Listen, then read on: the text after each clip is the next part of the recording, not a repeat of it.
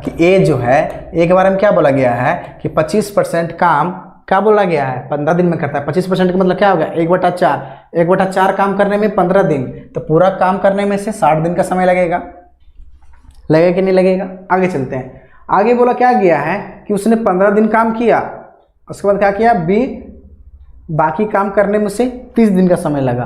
तब ध्यान दे रहे हैं यही हमारा क्या छुपा हुआ क्वेश्चन है। बी के बारे में क्या बोला गया है कि बी बचा हुआ काम 30 दिन में कर रहा है, तो बचा हुआ काम कितना है ये तो हमें पता करना पड़ेगा ना।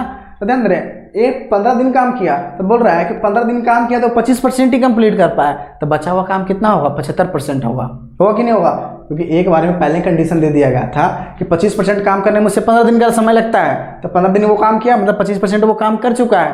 तो बी अब कितना काम करेगा 75% काम करेगा। 75% का मतलब क्या हो गया 3/4, तो 3/4 काम करने में उसे 30 दिन का समय लगता है।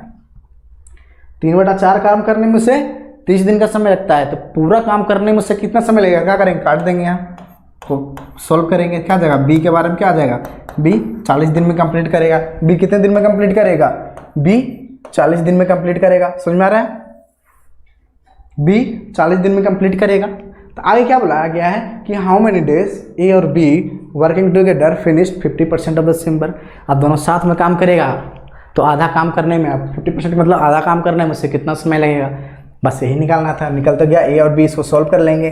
कहा जाएगा हमारा 60 और 40 का एलसीएम कितना आएगा 120 हो जाएगा। ये 2 ये हो गया क्या 3, टोटल वर्क कितना है 120 है। 120 से कितना करना है सिर्फ उसे 50% काम करना है, मतलब कितना हो जाएगा 60 हो जाएगा।